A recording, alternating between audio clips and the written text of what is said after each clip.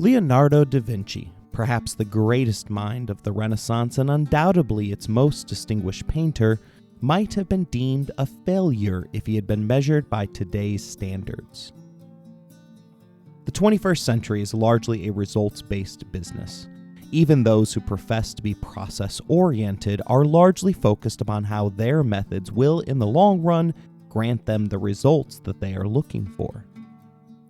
Da Vinci earned a reputation for failing to deliver on his promises. He may have given the world The Last Supper, Madonna on the Rocks, and The Vitruvian Man, but these masterpieces were the exceptions, as he finished less than 20 works. Although we count the Mona Lisa among those finished works, Da Vinci might not have, refusing to ever let the painting out of his sight. Before his skill with a brush made him famous, he promised the leader of Milan fantastical weapons of war, tanks, flying machines, and submarines. Yet his only notable achievement in regards to the city's defenses was a complete inspection of the city's walls.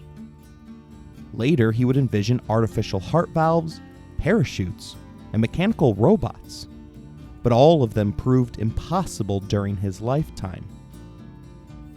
Rather than utilizing his talents for practical results, Leonardo da Vinci only cared about process. The problem with that was that he served as his own boss, one who cared little about results. Or perhaps he cared too much. A perfectionist to his core, the artist rarely believed that his works were ever complete. This resulted in a failure to collect commissions and a reputation that unfortunately preceded him. An intense case of ADHD meant that he lived a life of continuous jumping from one of life's mysteries to another. This resulted in him becoming an ornithologist, water engineer, and for a time, botanist. He even tried his hands as a caterer. A self-made man, Da Vinci didn't seem to care about external gratification, nor did he hold himself to the standards of the wider society. The New Yorker points out that Leonardo remains weird, matchlessly weird, and nothing to be done about it. He put wings on pet lizards and called them dragons, scribbled pyramid-shaped parachutes in the margin of manuscripts, which, more than 500 years later, turned out to work perfectly. Dashed off a letter to the Ottoman Sultan offering to design a bridge that would span the Golden Horn. He drew the deluge, imagined the modern mortar, and fixed a half smile in the world's imagination. And there was no one else around doing anything like it. I always hope that the free thinkers and outsiders of my classroom will see themselves mirrored in the greatness that was Da Vinci. The world's most famous artist fell into a number of minority categories. He was an illegitimate, left-handed, vegetarian gay man who suffered immensely from at least one learning disability. Rather than seeing any of these traits as a disadvantage, Leonardo would go on to live one of history's most remarkable lives, hobnobbing with the ladies of the age, personally consulting rulers, and becoming the first in history to do a dozen things, none of which he claimed nor received credit for. Historian Kenneth Clark tells us that his contemporaries came to see him less as an artist and more as an old magician whose mind was stocked with terrible secrets about the universe.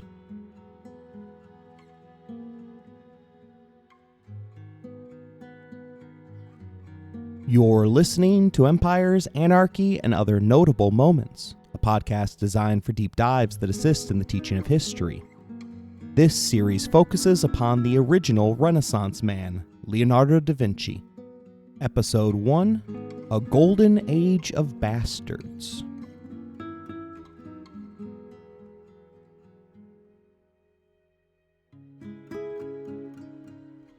Leonardo was born in Vinci in 1452. Italians in that age didn't formally use last names for identification. That practice had ended with the fall of the Roman Empire. The collapse of the peninsula's most famous central government resulted in a decentralized land that had been carved up into individual princedoms that continually challenged each other for influence. Unification wouldn't come until 1861, when the combined forces of nationalism, liberalism, and democracy resulted in the overthrow of a number of foreign rulers. The town of Vinci was within the province of Florence, home to the powerful Medici family. Cosimo Medici had inherited his wealth from his father, who had previously set up banks in Rome, Geneva, Venice, and Naples. Cosimo would go on to expand the family business to the far-flung lands of Switzerland, France, and England.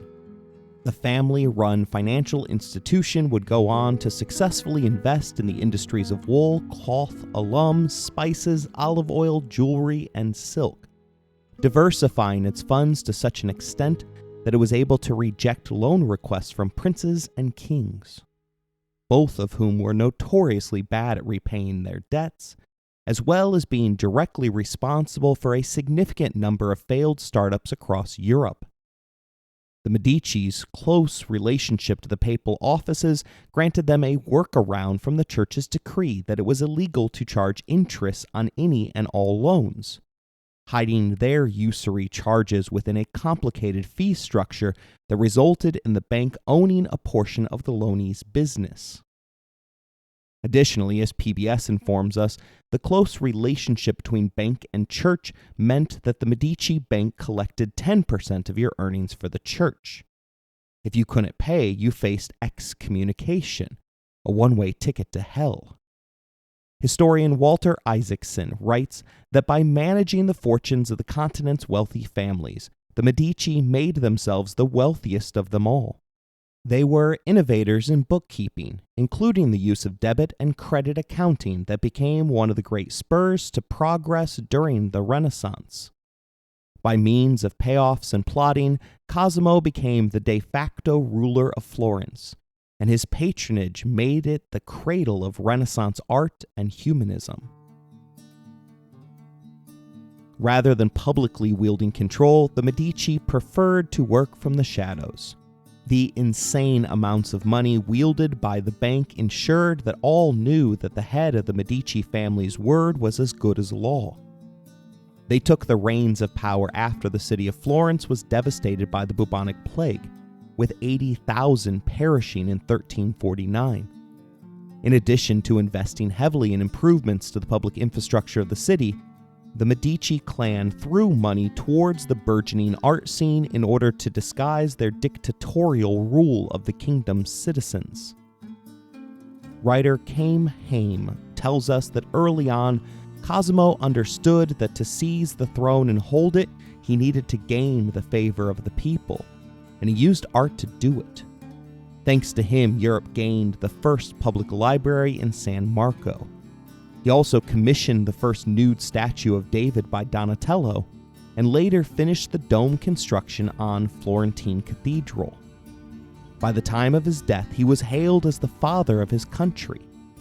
The lavish family portraits created a connection between wealth, power, and the Medici family. The personality cult established in the 15th century eventually led to the appointment of 4 family members as popes, and 2 of the most notorious queens of France.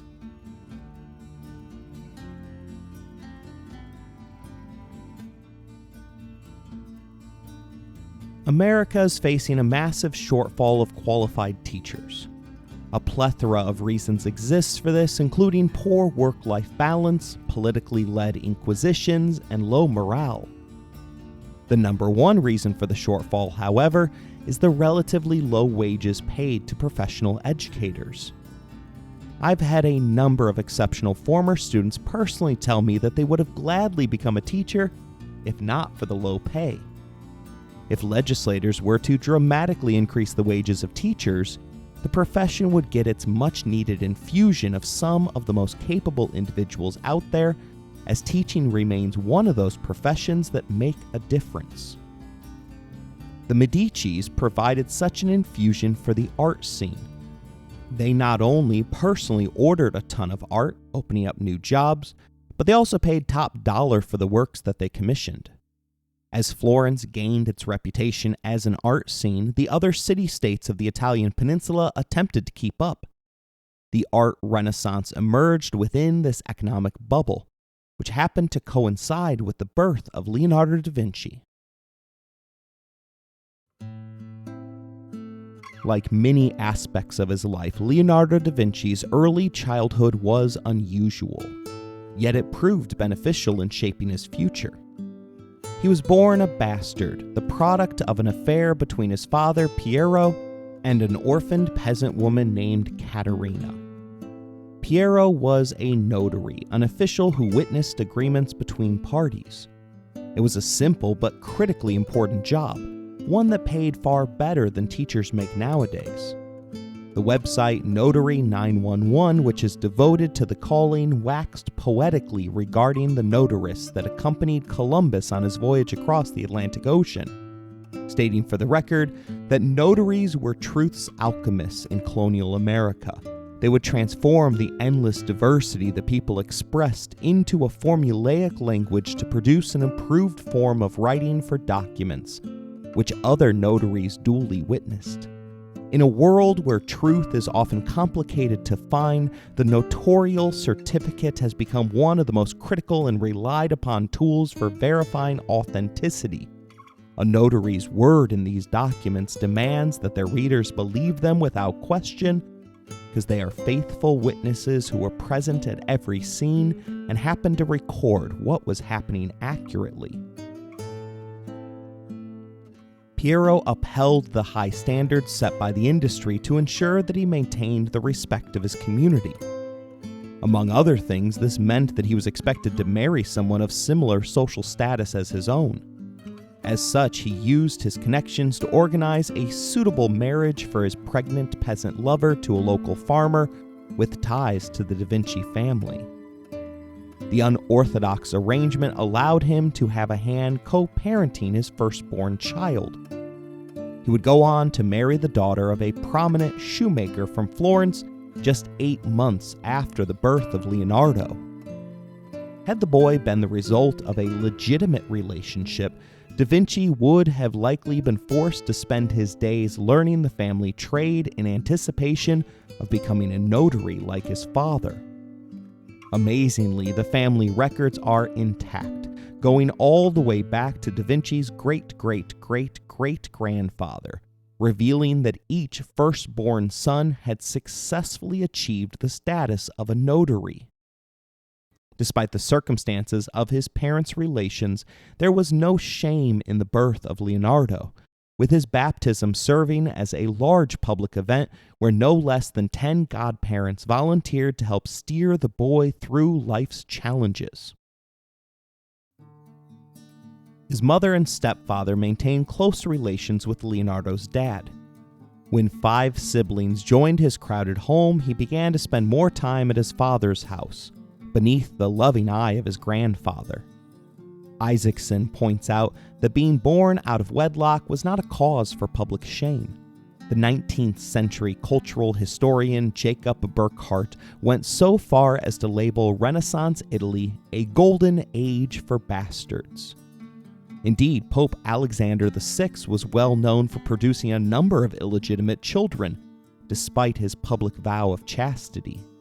One of those bastards, Cesare Borgia, would go on to become a cardinal, commander of the Pope's armed forces, and the subject of Machiavelli's seminal work, The Prince. He would also be one of the hundreds who commissioned work from Leonardo da Vinci.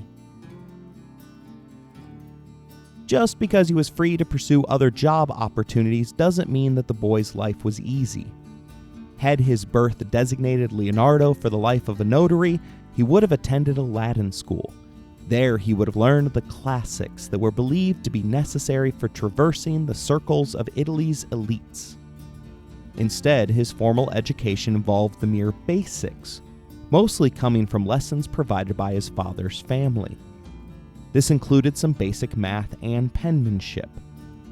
Later in life, the genius that was Da Vinci would struggle to learn Latin, the language of most of his employers. Isaacson looks on the bright side regarding his exclusion from traditional education. writing that Leonardo was spared from being trained to accept dusty scholasticism or the medieval dogmas that had accumulated in the centuries since the decline of classical science and original thinking. His lack of reverence for authority and his willingness to challenge received wisdom would lead him to craft an empirical approach for understanding nature that foreshadowed the scientific method developed more than a century later by Bacon and Galileo. His method was rooted in experimentation, curiosity, and the ability to marvel at phenomena that the rest of us rarely pause to ponder after we've outgrown our wonder years.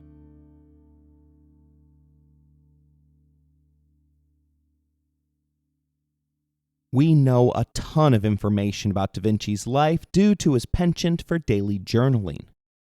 More than 7,200 pages have survived 500 years after his passing. The collected works are estimated to represent merely 1/4 of Leonardo's total output. Isaacson has written a number of notable biographies. His comprehensive work on Apple founder Steve Jobs totaled 656 pages.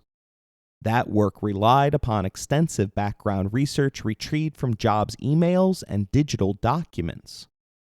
Incredibly, the biographer notes that despite the digital nature of Jobs' life, the amount of information available paled in comparison to what was left behind by the Renaissance most famous artist.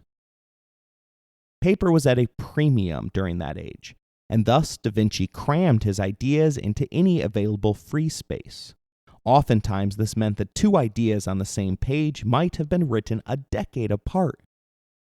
Never intending for his private journals to be transformed into something for the public, the artist never dated his work. Isaacson used the artist's notebooks as the foundation for his biography. In the press leading up to the release, he calls the treasure trove of journals the greatest record of curiosity ever created, telling us that scribbled alongside of each other, with rhyme if not reason, are math calculations, sketches of his devilish young boyfriend, birds, flying machines, theater props, eddies of water, blood valves, grotesque heads, angels, siphons, plant stems, sawed-apart skulls, tips for painters, notes on the eye and optics, weapons of war, fables, riddles, and studies for paintings. The cross-disciplinary brilliance whirls across every page, providing a delightful display of a mind dancing with nature. His penmanship is on full display, suggesting that his father's family had a profound impact on this part of his education. He often wrote in mirror script, meaning that you would have to hold the pages up to a mirror in order to read it from the left to the right. Despite a plethora of conspiracy theories related to Leonardo hiding his deepest secrets in a cipher, he likely wrote backwards because he was left-handed. Lefties have trouble with modern notebooks, often having to rest their wrist on the coil of an open notebook in order to write on the first page and every subsequent odd page after that. By writing in mirror script, a lefty can avoid having their hands smudge the freshly laid down ink. We don't know the exact reason for this oddity, and some wonder if a mind as great as Da Vinci's had to artificially create challenges in order to keep himself occupied. Interestingly, damage to the left side of your brain can result in individuals suddenly writing in mirror script without knowing it. His surviving works are broken up into a number of diverse subjects. The 72-page cache known as the Codex Leicester holds the record for the most expensive book ever purchased, with Microsoft founder Bill Gates paying $30 million for it. Although books and paper remained expensive, 1452 was an excellent year for the artist to have been born, as German Johannes Gutenberg had just opened his publishing house. His invention of the printing press dramatically increased the amount of literature available while simultaneously lowering the price necessary to obtain it. Rather than just naturally knowing things, Leonardo cultivated his genius by purchasing books, and performing extensive experimentations, the results of which are strewn about the pages of his notebooks. Unfortunately, he didn't write too much about his childhood, leaving modern scholars with only a couple of notable memories to predictably overanalyze. One such memory was recalled by Da Vinci after he had already reached adulthood, and in a period of study related to the kite, a bird similar to a hawk. A journal entry from 1504 reads, "This writing in such a distinct manner about the kite seems to be my destiny, because in the first recollection of my infancy it seemed to me that while I was in my cradle, a kite came to me and opened my mouth with its tail, and struck me several times with its tail inside my lips." Austria's Sigmund Freud took a big swing at unpacking this particular childhood memory for us in what became the world's first biography done from a psychoanalytical perspective. Freud combined portions of his well-known Oedipus complex theorem, which posits that a young boy may develop an unconscious infatuation towards his mother, with an unfortunate mistranslation of the hawk-like kite in favor of a vulture. The result of which was the psychologist's diagnosis that Leonardo da Vinci had repressed sexual feelings towards men. Freud begins his biography by listing the artist's multiple accomplishments, as well as dwelling on the fact that Da Vinci was challenged to finish the works he began. Just 7 pages into the work, however, the Austrian explains that if a biographical study is really intended to arrive at an understanding of its hero's mental life, it must not, as happens in the majority of biographies as a result of discretion and prudishness, silently pass over its subject's sexual activity or sexual individuality. What is known of Leonardo in this respect is little, but that little is full of significance. He then proceeds through a couple of basic facts that have never been contested by any biographer who has tackled the challenge of recapping the artist's life story. Namely, that the artist has never been linked to a female relationship. This despite the fact that he exhibited all of the traits that would have made him an attractive bachelor. Namely, that he was considered extremely attractive, fabulously wealthy, was the life of the party, and had a name that everyone knew. One of the first places in the historical record where that name appears was the criminal ledgers, after he was charged with sodomizing a young man who was infamous throughout Florence for prostituting himself. At this point in time, being gay wasn't a crime, but acting out sexually upon one's natural desires was criminalized. That distinction is obviously ridiculous, as it concedes that one may have homosexual desires, but punishes them for acting upon those same natural impulses. Despite its narrow implications today, sodomy was a broad umbrella category in the ancient days of the Catholic Church's rule. The term was designed to capture any and all sexual acts that couldn't result in a pregnancy. Yet, as it does today, the word often pointed towards a sexual act between two men. The Florentine, an online news publication, explored the queer history of Florence during the official American LGBTQ+ History Month of October. If that statement confuses you, you aren't alone, as I always associated June with Pride Month. That happens to be the community's choice for recognition, as it commemorates the New York 1969 Stonewall Uprising. The Florentine contextualizes Da Vinci's arrest for us, writing that it is important to note that sexuality in the medieval era was not restricted by modern conceptions of sexuality. It wasn't categorized until the 19th century. Instead, for the people of Renaissance Florence, a man's sexuality could be quite fluid, as long as it didn't threaten his masculinity. This is why a practice now known as pedastry prevailed, where mature men, those over 20, would have sex with adolescent boys. Today, this age imbalance seems unacceptable, but at the time it was the norm, with any deviation threatening a man's masculinity. This was an ancient tradition, dating back to the Greeks and Romans. Da Vinci's love life upheld this standard as he took in a number of younger men as his live-in apprentices, the most famous of which was Salai, a non-Catholic infidel that Leonardo lovingly referred to as the little devil for his penchant to rob anyone that he met, including Leonardo, his primary benefactor. An air of mystery surrounds the entire subject. There are even doubts that we truly know anything about Da Vinci's longtime companion, as the name Salai itself was a nickname which translates to scallywag. The young man appears as a model for a number of characters across Da Vinci's painted works. He joined Leonardo's household at the age of 10, remaining with the artist until Salai was 35. The reappearance of this older man, younger boy coupling does make some sense for the time of the Renaissance.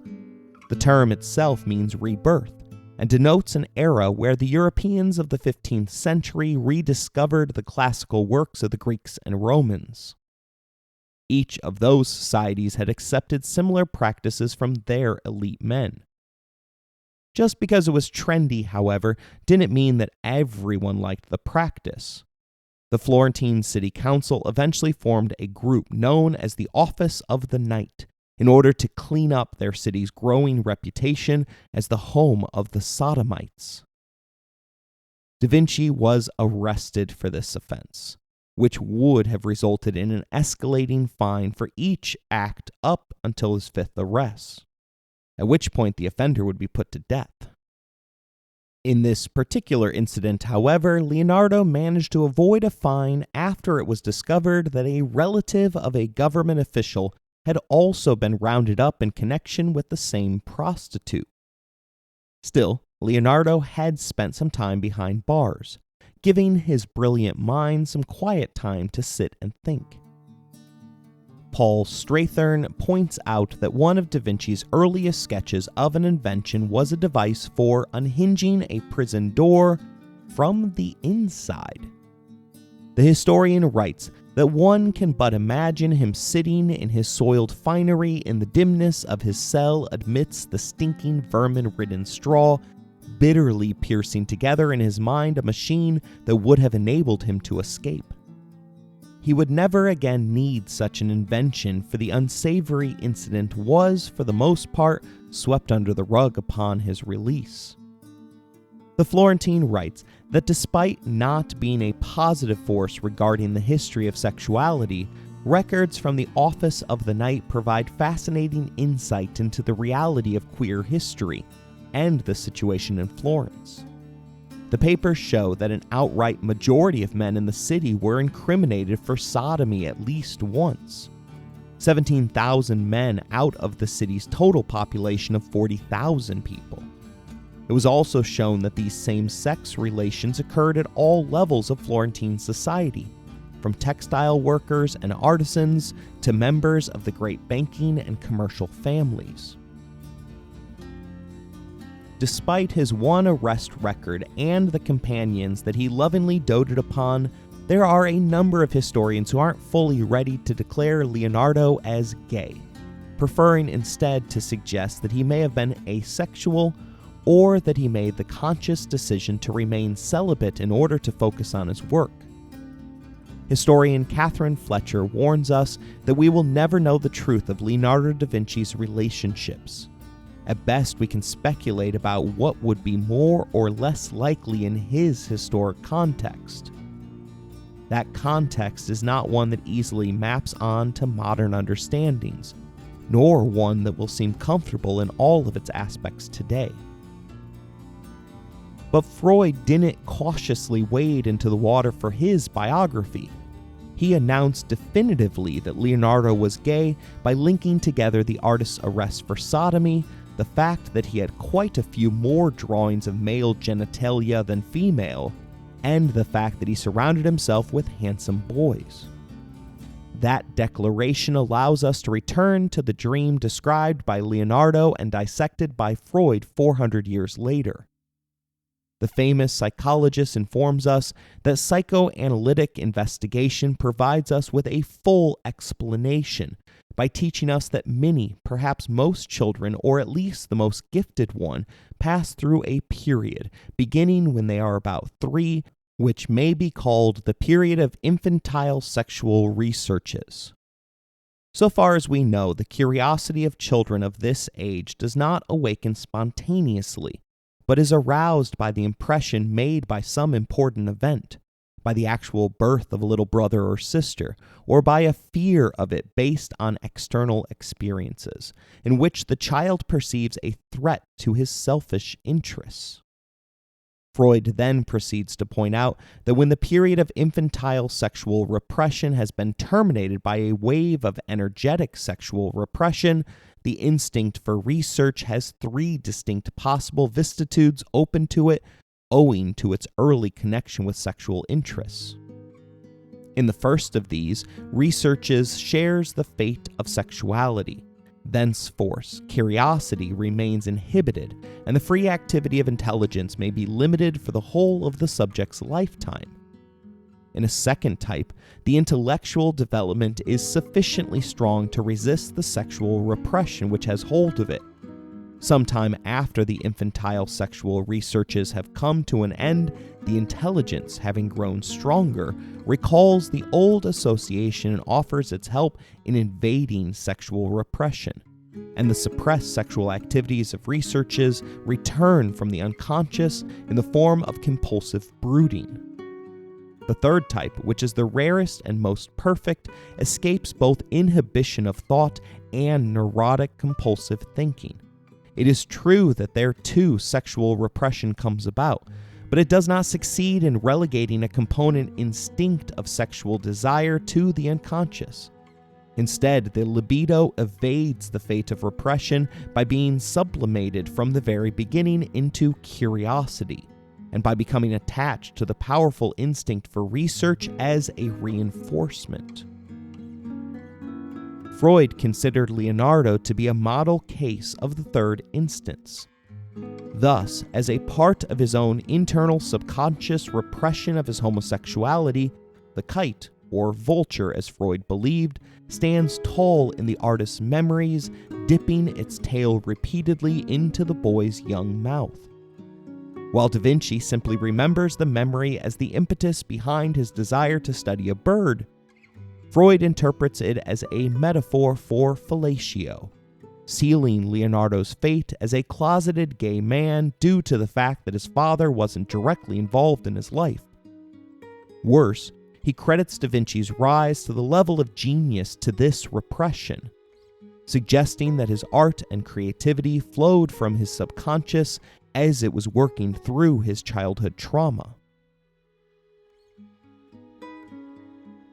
That interpretation threatens to destroy the value that comes from studying Leonardo.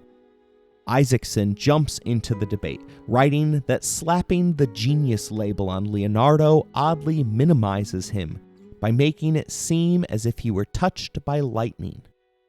His early biographer, Giorgio Vasari, a 16th century artist, made this mistake, stating that sometimes in supernatural fashion a single person is marvelously endowed by heaven with beauty, grade, and talent in such abundance that his every thought is divine and everything he does clearly comes from God rather than from human art. We'll take a different stance, telling you that Leonardo's genius was a human one, wrought by his own will and ambition. It did not come from being the divine recipient like Newton or Einstein of a mind with so much processing power that we mere mortals cannot fathom it. Leonardo had almost no schooling and could barely read Latin or do long division. His genius was of the type we can understand, even take lessons from. It was based on skills we can aspire to improve in ourselves, such as curiosity and intense observation. He had an imagination so excitable that it flirted with the edges of fantasy. In short, he worked for his success, overcoming barriers put in front of him through a determination that was unmatched. The difficulty in understanding the artist, however, is that determination in the 21st century is typically about achieving success and the money that comes with it. Da Vinci didn't care about any of that. He was driven by a determination to find answers to life's greatest mysteries. Of course, he still had to pay the bills, and for that he relied upon his natural talent of painting.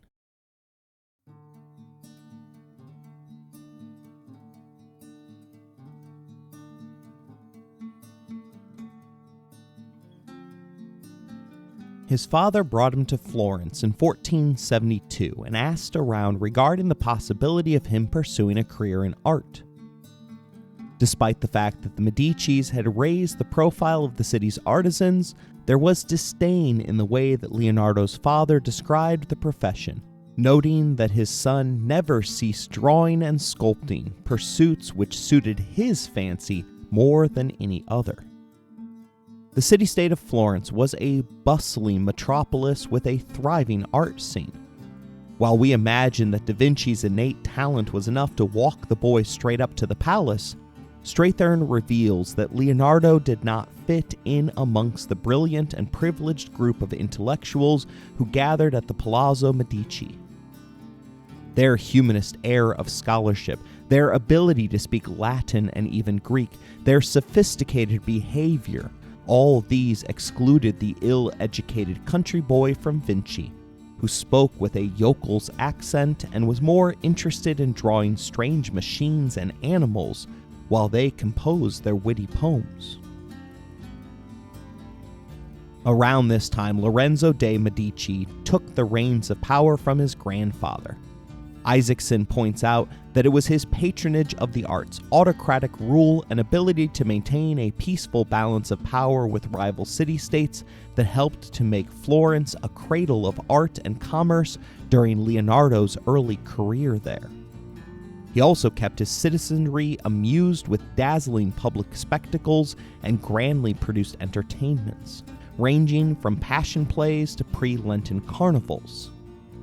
The work done for these pageants was fleeting, but it was lucrative and stimulated the creative imagination of many of the artists involved, most notably young Leonardo.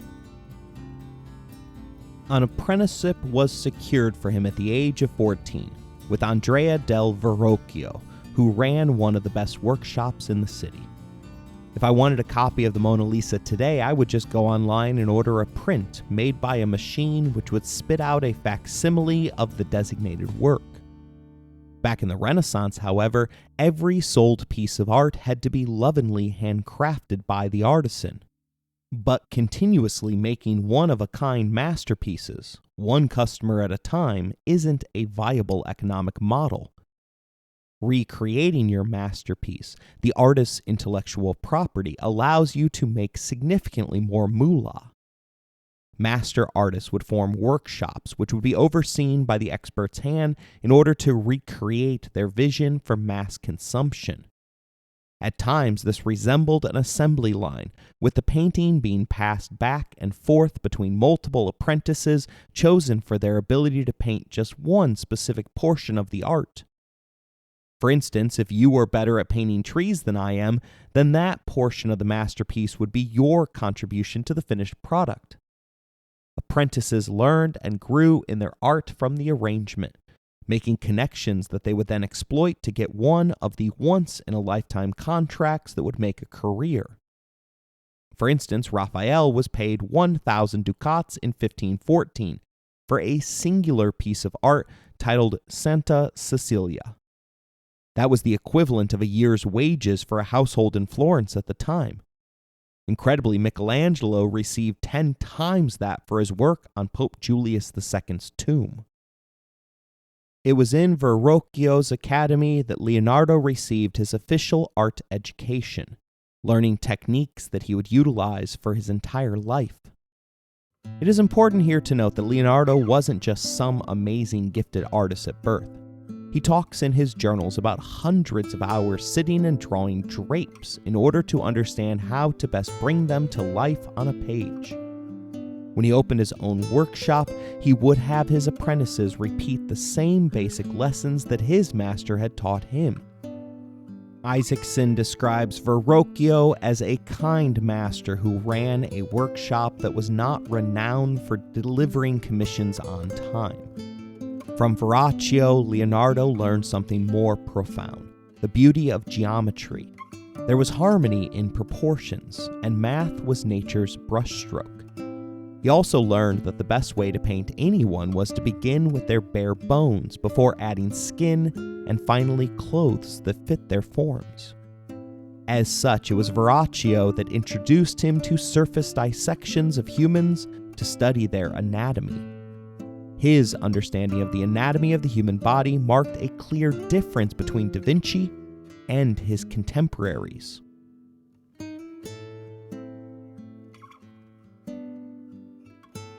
Many incorrectly assume that a diagnosis of ADHD, or attention deficit hyperactivity disorder, means that an individual can't focus. But oftentimes they end up immersing themselves so completely in the activity they enjoy that they become oblivious to everything else around them.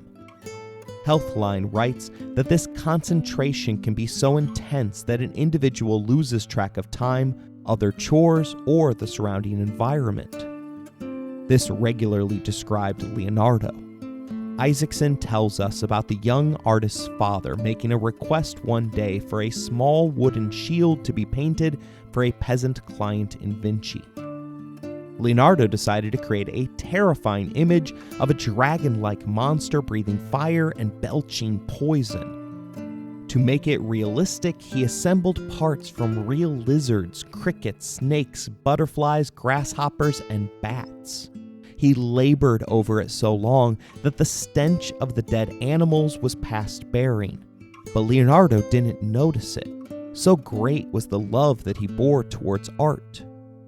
It was a project for a kid that he didn't know, one that would bring in no money for the workshop. Yet Da Vinci tackled it with a level of focus and desire that was unmatched. Incredibly, his father kept the shield for himself, buying another, simpler shield to give to the peasant before later selling the original for an astounding 100 ducats. Leonardo's creation eventually ended up in the hands of the Duke of Milan, who, upon marveling at the piece of art, bought it for 300. Da Vinci, however, isn't just a product of Verrocchio's studio. Isaacson writes that when mastering drapery drawings in the studio, Leonardo also pioneered sfumato, the technique of blurring contours and edges. It is a way for artists to render objects as they appear to our eye rather than with sharp edges.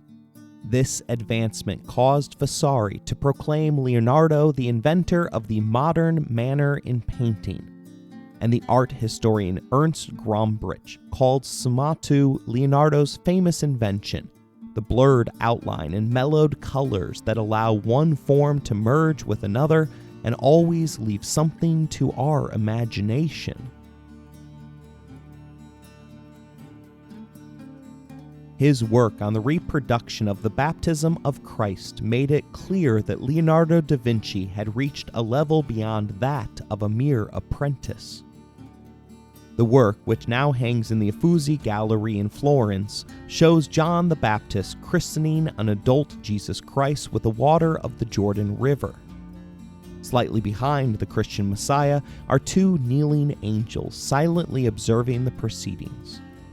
The work was begun in 1470 and completed sometime in 1475. While the entire work of art was likely designed by Verrocchio, the master doled out sections of it to his apprentices. Da Vinci is believed to have been the last to work on it, painting the landscape in the background and the angel on the left, as well as a portion of Jesus' body. Isaacson tells us that a comparison of the two angels shows how Leonardo was surpassing his master.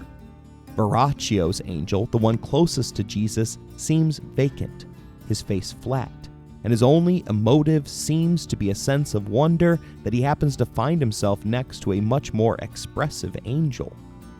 The contours of Leonardo's angel's face are soft. There are no perceptible edges. Verrocchio's angel has this wooden appearance. Leonardo's does not. Da Vinci's use of sfumato, as well as multiple layers of thin oil paint applied at times by the artist's own fingers, were the methods used to create the visual distinction within the art. The apprentice was learning, applying, and perfecting new techniques, while the master remained stuck in the ways that had gotten him to this point in his life. Upon seeing the distinction with his own eyes, Verrocchio resolved never again to touch a brush, devoting the rest of his professional career to sculpting instead. He was true to his word, as the baptism of Christ remained his final work. Verrocchio had gone from being Leonardo's teacher to his collaborator. This alteration to the relationship enabled the young artist to begin accepting his own commissions from the elites of Florence. There are 4 such transactions that we know about. As was the case during the Renaissance, each work of art was either based within the Christian faith or a personal portrait. He finished a piece known as the Annunciation, which depicts the angel Gabriel arriving before the Virgin Mary to inform her that she would be the one to carry God's child. The finished product is obviously far better than you or I could do, but when compared to the other works of Leonardo, it shows that he wasn't yet ready to go off on his own completely, despite the fact that he was already in his mid-20s. The tree and a distant mountain in the background don't blend nearly as well as his other works. There's a distance between the two main characters with space that just begs to be filled. The building behind Mary is rigid and distorted in odd ways, and Mary, the focus of the painting, lacks any and all expression on her face, which is incredible considering that she's in the midst of being informed by an off-planet transcendent being that she is about to have her world turned upside down. But by the look on her face, she appears to be hearing that today's weather will be the same as it was yesterday. Pleasant, not too cool nor too hot. Compared to his later works, the painting is so bad that historians spent centuries contesting whether or not it was actually the work of Da Vinci.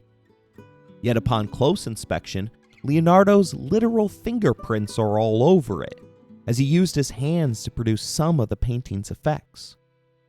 He would go on to paint the Virgin Mary twice more, each time with child, before finishing a commissioned work for a noblewoman's portrait. Isaacson tells us that it's likely that Leonardo's father helped to get the commission, showcasing that despite whatever Freud chose to deduce, an absentee father wasn't a challenge that Da Vinci needed to overcome. Isaacson tells us that as with the other paintings he did in Verrocchio's shop during the 1470s, Leonardo used thin layers of oil, gently blended and blurred, sometimes with his fingers, to create smoky shadows and avoid sharp lines or abrupt transitions. If you stand close enough to the painting at the National Gallery in Washington, D.C., you can even see his fingerprint just to the right of her jaw, where her ringlets of hair blur into the background juniper tree, and a distinct little spiky sprig juts out. Another can be found just behind her right shoulder. Although her face appears vacant, the eyes focus back upon the viewer, imbued with a perfect glint of luster that became one of Leonardo's signature marks. The artist himself explains in a journal that unlike reflected light, which partakes of the color of the object, a spot of luster is always white, and it moves when the viewer moves. Most art historians look at this painting as the initial proving ground for the techniques that he would use to create the greatest psychological portrait in history, the Mona Lisa.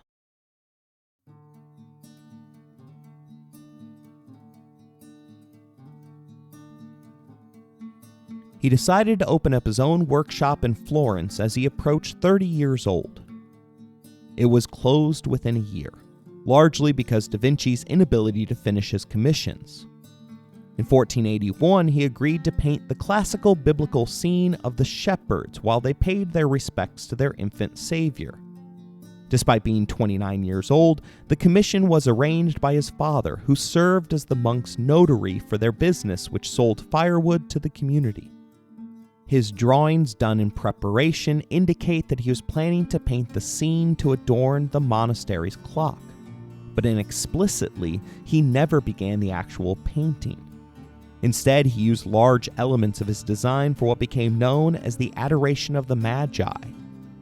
Historian Kenneth Clark calls the work the most revolutionary and anti-classical picture of the 15th century, while Isaacson notes that the Adoration of the Magi thus encapsulates Leonardo's frustrating genius, a path-breaking and astonishing display of brilliance that was abandoned once it was conceptualized. Suggesting that he was desperate due to having earned a reputation for not finishing his work, Leonardo was forced to pay out of pocket for all of the commission's supplies. He also agreed that failure to deliver the work of art within 30 months of the deal would cause him to forfeit anything that he spent making it. In return, he would receive some property near Florence that had been donated to the monastery, have the right to sell it back to the monastery for 300 florins, but would also have to pay a young woman's dowry of 150 florins that had been part of the land bequest. Isaacson notes that things began to go badly 3 months into the project, telling us that Leonardo was unable to pay the first installment on the dowry, and he thus went into debt to the monastery for it. He also had to borrow money to buy paint. He was paid a bundle of sticks and logs for decorating the monastery's clock, but his account was debited for 1 barrel of wine that he got on credit. Thus, one of history's most creative artists found himself decorating a clock for firewood, borrowing money for paint, and caging wine. He never finished the work, leaving a breathtakingly half-finished painting that lacks color and refinement. Vasari, his first biographer, chalks the failure up to Leonardo being a perfectionist, telling us that he was stymied because his conceptions were so subtle and so marvelous that they were impossible to execute flawlessly. The beauty that he saw in his head was impossible to encapsulate on canvas, even for a man of his talents. He did attempt to complete the work, eventually shifting his design from 60 figures to a mere 30. Staging each in a way that the light reflected off of each one naturally. 7 months into the work, though, he abandoned it, leaving it with one of his friends in case he ever decided to get back to it. Saint Jerome in the Wilderness is another majestic work that is unfinished from this time period.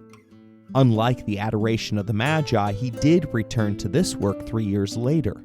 We know this because the saint's neck is drawn anatomically correct, something that only occurred after 1510, when Leonardo had gotten through his dissection studies. Isaacson suggests that his inability to finish the Adoration of the Magi and Saint Jerome may have been caused by and in turn contributed to melancholy or depression. His notebooks from around 1480 are filled with expressions of gloom, even anguish.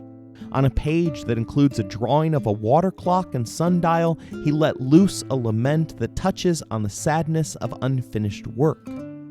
We do not lack devices for measuring these miserable days of ours, in which it should be our pleasure that they are not friddled away without leaving behind any memory of ourselves in the mind of men. He then began scribbling the same phrase over and over again, every time he needed to try a new pen tip or to friddle away a moment. Tell me if anything was ever done. Tell me. Tell me. And at one point he jotted a cry of anguish. While I thought that I was learning how to live, I have been learning how to die. In 1482, he turned 30. Saddled around his neck was the reputation of a talented, yet slacking artist who couldn't be counted upon to complete his work. Seeking a restart, he packed up his meager belongings and set off for Milan, intent on turning his life around.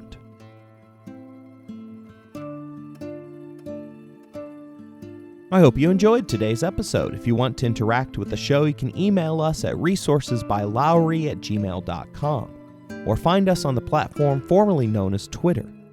If you would like to financially support the show, please look in the description for more information. As always, thank you for listening, rating the show, and spreading the word.